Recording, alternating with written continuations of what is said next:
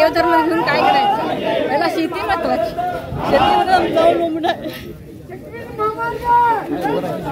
सरकार विचार करायला पाहिजे. शक्ती महापेट रद्द झालाच पाहिजे. आमची हीच विनंती आहे सरकार. हो, आज अशी परिस्थिती आहे की आमच्या मुलांना मुली कोण दिन झाल्या आणि हाही शेती काढून घेतला तर पुढं काय होणार आहे याचा विचार करायला पाहिजे नाही. हो, आज अशी परिस्थिती आहे की आमच्या मुलांना मुली कोण दिन झाल्या आणि हाही शेती काढून घेतला तर पुढं काय होणार आहे याचा विचार करायला पाहिजे नाही.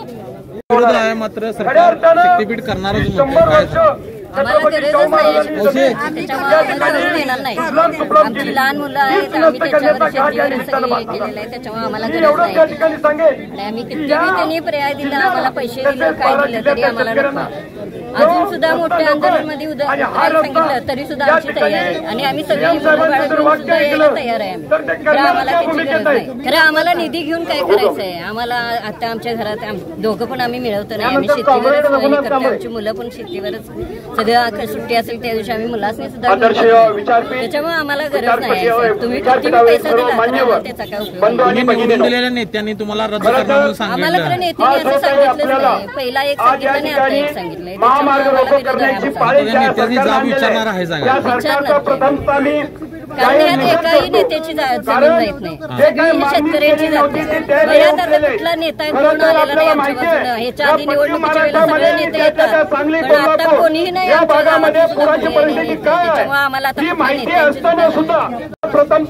शक्तीपीठच्या निवडणुकीच्या वेळी रद्द होणार म्हणून सांगितलेला, मात्र आता ते होणारच म्हणतात.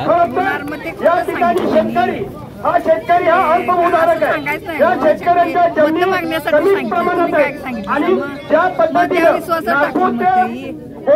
हा जो काही महामार्ग करायला आलेला आहे, तर हा महामार्ग कुणालाही या ठिकाणी शेतकऱ्यांना तुम्हीच निवडून दिलेला नेता आता करणार म्हणतात.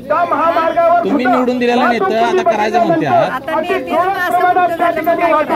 त्या ठिकाणी पैसे काही निघत नाही, परंतु यांनी निवडणुका लढवायसाठी आता यापुढची काय भूमिका असणार आहे? विकासकाकडून पैसे आणि त्या विकासकाला देण्यासाठी चाललेलं आहे. तेव्हा अशा महामार्गाला आमचा जाहीर निवेदन आणि इथून पुढच्या काळामध्ये सुद्धा